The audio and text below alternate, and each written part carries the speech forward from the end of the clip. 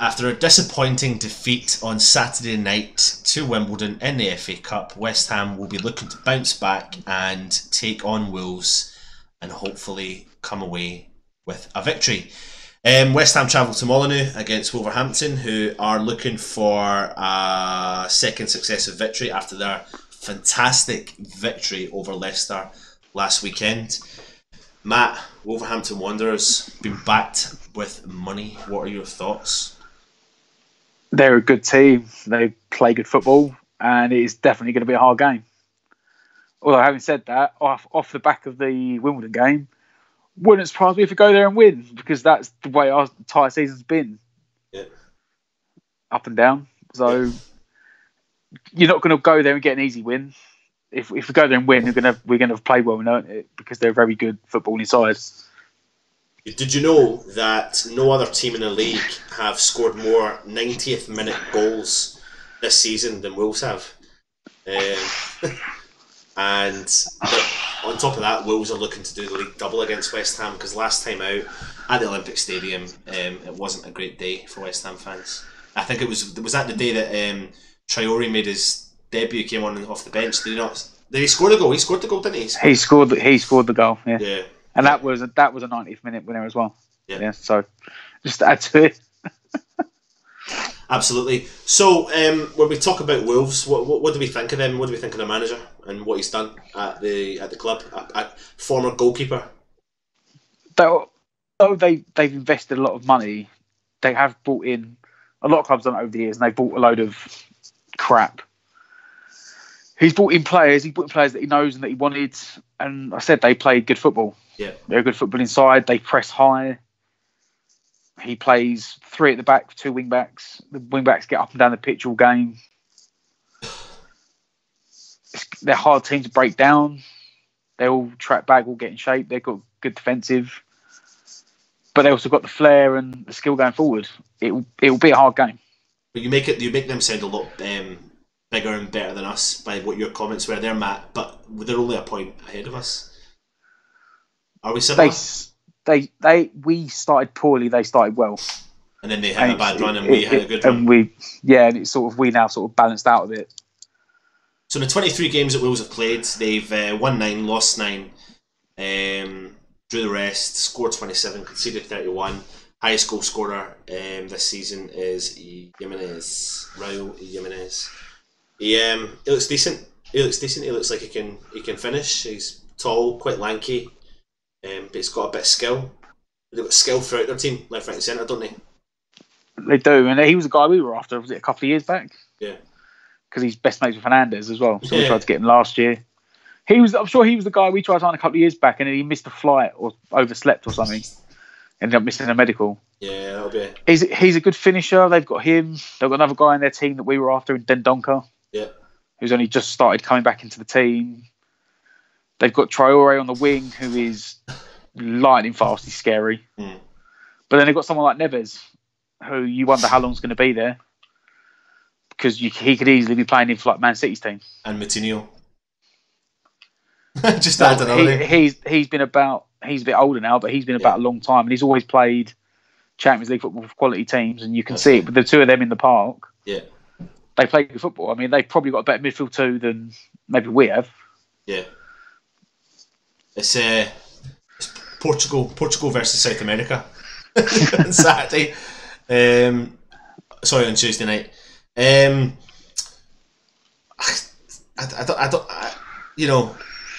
thought they've made good signings. They've made good signings, and they did start well. And obviously West Ham didn't start well, but they did hit that slump and that bad run, and they were losing games left, right, and centre, and they just couldn't pick up points.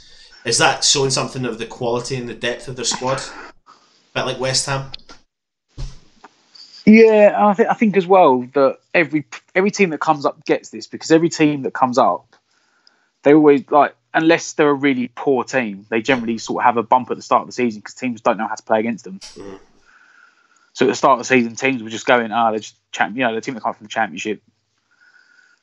Yeah. And they tried to play football against them. Difference being, look, Fulham done the same last year, but Fulham's defence is awful. Whereas they do try to make themselves, they do play like 3 at the back or 5 at the back and called wing backs, makes themselves hard to break down. It'll be an entertaining game. They love going forward. They can concede goals. It just depends which team we turn up.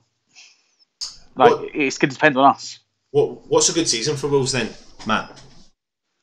The money they spent, they should be aiming for top 10. Yeah. Because we spent 100 million and they spent more than we did. Yeah. And, I mean, that is thanks to I think when they got an agent who's agent for probably half the players in the team. Much like us. Yeah. A lot of foreign continental players. It's not what a normal team that comes up for the championship should be aiming for. Normally they go, if we don't get relegated, we've done well and you build from it. But the amount of money they spent, the quality of players they have, they need to achieve well to keep the players they've got. Yeah. Because Ruben Neves went there last year and he shouldn't have been playing in the championship last year. Everyone was saying he was going to go somewhere bigger, and because of the relationship between the manager and the owner and the agent, he ended up going there. And it's all in there now. Is it him that's went and got the Wolves tattoo? I don't know if you've seen that. I don't know if that was fake or whatever. Sure. But I thought I'd seen something somewhere that a player, and I thought it was Neves, went and got not the Wolves logo, but a wolf on his arm somewhere. But I don't know if that was him. Maybe that was made up. But listen, get your comments in below. Let us know what your thoughts are on Wolves and their spending in the transfer market. And who was the guy that scored the hat trick last week against Leicester? Obviously, Diego Jota. Yeah. Now I'm not sure if that's the same one, but there was it last year, the year before? We were after a Jota from the Championship. I think he was playing at Brentford. Yeah. And I'm not sure if that was him or not. And if it is him, then he's done exceedingly well. I'm just going to quickly double check just to make sure. Yeah, it was him, wasn't it? Yeah, hat trick. I mean, he scored a goal in the last kick of the game to win the game. Yeah, it's a great game last week if you didn't watch it. So if you get a chance to look at the highlights, and it was end to end stuff. But on top of that, though, Matt, they've not had the best results midweek in the cup, and they had a reasonably strong team put out against Shrewsbury Town. They've drew the game. They were 2-0 down and brought it back to 2-2 and scored in injury time to get an equaliser. Yeah, and I don't know if that's good or bad for them. The one thing, like they're in that group of teams of us that are all fighting out for 7th. Yeah. Does that play in our favour? The fact that they've put out a reasonably strong team. Yeah. And they've drawn and they've got a replay coming up, and it can only give us a little bit. It's an extra game to play, isn't it? Yeah. Anything can happen in an extra game. Yeah, absolutely. It is the battle for 7th, though, isn't it? Yeah. That's it. There's us, Everton, Wolves, Leicester. I think Bournemouth and Watford are both up there. It's quite depressing. It's about 6 teams. It's quite depressing at the end of January. You're talking about the battle for 7th place, though, isn't it? Nothing else to play for. It's like, oh my word, what? Yeah. But that is it, though. That's all you got left. It is, absolutely. Enough talk about Wolves. Let's go on to West Ham. Arnautovic has signed his contract extension. He signed on an extra year. Doesn't really matter. He's getting more money. He's getting incentives. Who cares? He signed a contract extension. It's a statement of intent. Whether you believe it or not, we've got a video out. You can read it. You can listen to it and see what you think and get your comments in there. Put your comments in below what your thoughts are again on our Arnautovic situation. Either way, he has put. He's come out on a video and he said, "I'll be back for Wolverhampton away." So maybe he just fancied a couple of weeks off from playing and being in the limelight. Maybe he didn't want to travel to Wimbledon, Matt. And when he wanted his 2 weeks off for Christmas. Exactly, maybe he wants just an extended trip, but he's back. Will he play? Yes, has to. 100%.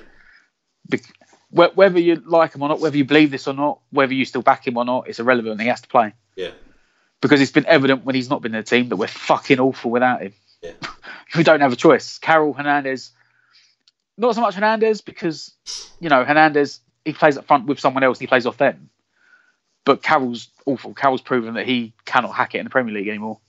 He cannot play at this level. He couldn't hack it against the League One defence. Yeah. And that's supposed to be his bread and butter. His thing is, I love getting physical. I love jumping about, argy-bargy, win headers.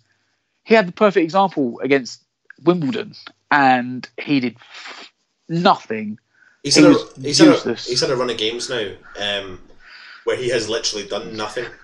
I can't stick up for him. I'm not sticking up for him. Perez came on and didn't have that much of an influence, but he still scored. But he's still done more than what Carroll's done in the time he played.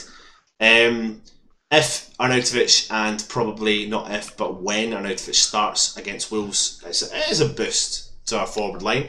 Do you play him with Chicharito now he's fit and he's had a bit more game under his belt? Because I tell you what, Matt, Chicharito's dip in form has stemmed from a mixture of injuries and problems in the forward line, and he's come back and there's been issues out in the media, blah blah blah. And if that's been put to bed, for West Ham to pick up that bit of form, part of me wants to see that potential partnership be built up again, if it's possible. Yes, but then I'd also worry just because Wolves play 3 in the middle. But if we played 2 in the middle, we'll probably go overrun. Yeah. That's for me, from a tactical standpoint, I'd say I possibly wouldn't, because I don't know, I suppose is that giving too much respect to the opposition? But if you've got a 3-man central midfield, you've got a 2-man central midfield, the logic would say the 3 men are going to overrun the 3 men will overrun the 2 men. But Pellegrini goes back to his tactics when he went on that run of games and we were undefeated. It was a little bit like he was like, I'm not really bothered about the other team's tactics. I'm going 4-4-2 and I'm playing this way. And this is working for us. If he plays 4-4-2, then he has to start Hernandez and Arnautovic, because I think they're the best 2 to play. Yeah. But if it just depends on what he wants to play. Does he play like the 4-3-3 with the 2 wingers and Arnautovic down the middle? Yeah. Or does he go, no, I'm going to go for this, I'm going to put 2 up front? Because again, I say about tactics, if you put 2 guys on a back 3, it generally causes problems. Yeah. Because most teams aren't used to defending against 2 centre forwards anymore. Everyone plays 1 up front. So there's swings and roundabouts arguments for either way. But if you play a 2, then it would be Hernandez and Arnautovic. We know that Declan Rice is going to come back into the side. I don't see Obiang starting. I don't think he's had no consistency. He's done himself. He's like, no. He's got no consistency just now. So I think they're going to be back on the phone to Fiorentina saying, "Do you want to give us that money? We'll send him back out again." Yeah. Let's talk about our weak points, and our weak points definitely is in defence just now. What are Wolves going to do when they look at that defence? And in particular, I mean, I think it's pretty given that Creswell stepped back in for Masuaku, but that offers inconsistency in the back 4 again. If I was in charge of Wolves, I would then say, well, I'd play Traore. Yeah, pace, not the ball pass. Because Masuaku would match Traore for pace. Because Traore is not the most skillful player. He does lack in his final. That's the one big thing. That's the one thing that stopped him going from, say, like a mid-table Premier League team to like a top 6 team. Because his pace is frightening. But his final decision often lets him down. I don't think. Do you think Masuaku's playing? Because I don't think he is. It's going to be Creswell. No. I'm saying if you could play Masuaku to try and say, I match the pace, but defensively he gets so exposed that I don't think you would. I just think that they would be smart to play him. Yeah. It depends though, because he's playing more of a centre forward when he's played for Wolves, because they play with wing backs. They only play with 1 guy on the wing. Yeah. They play 3 centre backs, 3 midfielders, and they play with the full backs to go up and down all game. Yeah. So for solidity, you'd say, especially as I'm guessing it's still going to be Ogbonna, because I don't think Balbuena's back. He's not going to be back, and don't say that couple name of to weeks. Me. Please don't say that name to me. So if you're going to have to play Ogbonna, which means you're going to have to play Creswell. Get your comments in below and let us know what your thoughts on our defence, right? Because we've got a bit of a kind of jokey battle inside our group, and we talk about our defence. What are your actual real thoughts on Ogbonna? Let us know. Put the comments in below. But I feel like I just do it every single video, but he's my first port of call. Like, Masuaku gets dug out when he plays, but he doesn't play every single game. Ogbonna currently is playing every single game and is not performing in every single game whatsoever. He's a calamity. He's been a calamity from day one. I feel like I'm constantly... He wouldn't be a first choice. Yeah.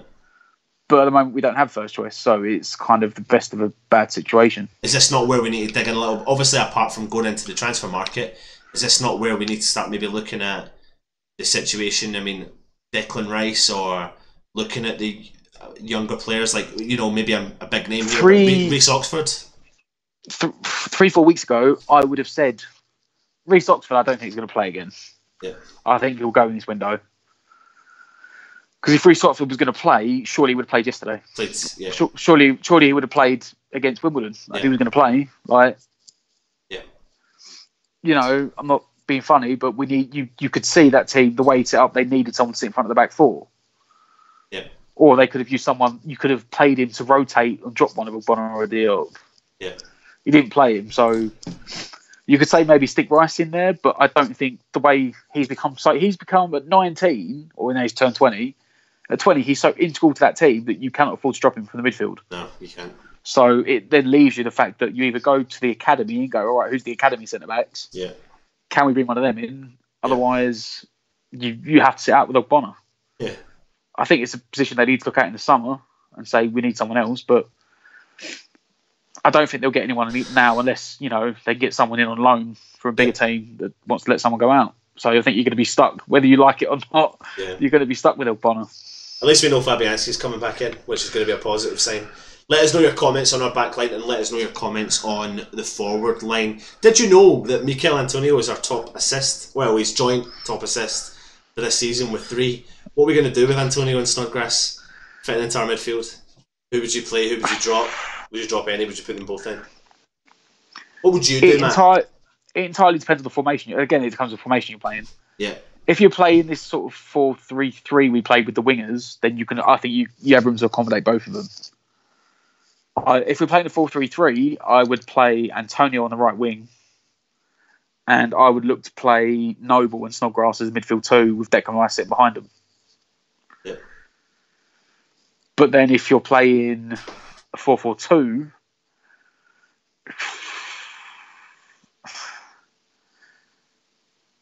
if playing 4-4-2, I'd drop Mark Noble, but it's not going to happen. It's not going to happen. No. I'd play Snodgrass and Rice together. Yeah. But I think if you play 4-4-2 at the moment, I think against, I think he drops Snodgrass and start Antonio, because Antonio is actually in form again. Yeah. He's struggled for a bad period. Looks like he's got over his injuries, and he's actually hitting form again. Yeah. So you'd have to say he starts on the right wing purely because he's got the pace, whereas Snodgrass has got the technique. Yeah. Which one do you want? Do you want the pace and power? Or do you want the technique? It depends what you want for the individual game, I guess. Yeah, absolutely. Well, I tell you what, Matt. We've covered Wolves. We've covered West Ham.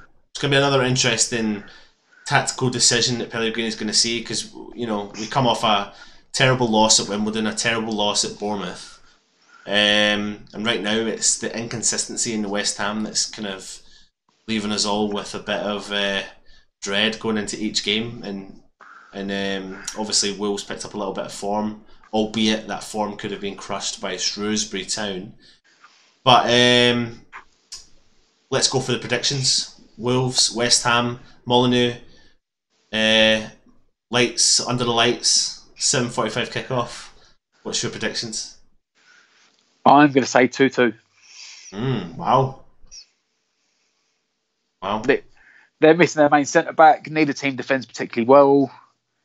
Both teams got a lot of goals in them. It wouldn't surprise me that their last game in the league, they beat Leicester 4-3, and it wouldn't surprise me if, no idea which way it goes, it wouldn't surprise me if the game finished 4-3 to one of the teams. Yeah. I think it's going to be a very high scoring game.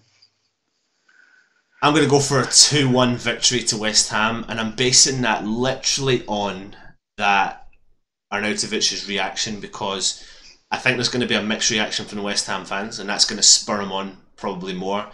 I don't think he's going to tread. He's got to tread very carefully, because his we know what he's like. He can throw himself into a tackle, and he has to watch that he doesn't overcompensate that and potentially get sent off. But I think he might chip in with a couple of goals and really, really surprise us, and probably do the typical touch the badge, touch the floor, and the fans will start reacting to that. But it's just maybe it's written in the stars, maybe it's not. But I'll go for a 2-1 victory. Anything else you want to say about Wolves West Ham, Matt? We've been on the last 3 videos together. We probably don't want people want to see our faces anymore. They've seen enough of our faces for now. Get your comments in below. Let us know your thoughts on everything we've mentioned about the sides. Let us know your predictions. Put your predictions below below, and do you agree with the predictions we've said? What's the player you fear the most at Wolves? That's a good question to you, Matt. What is the player you fear the most at Wolves? Neves. Absolutely. Neves. Yeah. Guy's different class. Yeah. He'll just penetrate that defence down the left-hand side of our defence, which is just fucking awful. And what's the player we need to watch? They need to watch for us. It very much like you said, it could be Arnautovic. Yeah, I think it is. Depending on which Arnautovic turns up. Otherwise, I'd say Anderson. Yeah. Because he's normally consistently turns up whether anyone else does or not.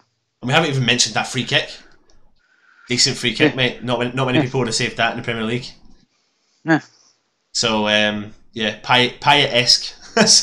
Didn't want to bring his name up, but it was a similar stance and similar goal to what Payet would have scored. Anyway, get your comments in below, let us know what your predictions are and who you think will start. Make sure you subscribe to the channel, make sure you hit the thumbs up, and yeah, he's been Matt, I've been Anton, we've been Irons United. Come on, you Irons. Come on, you Irons.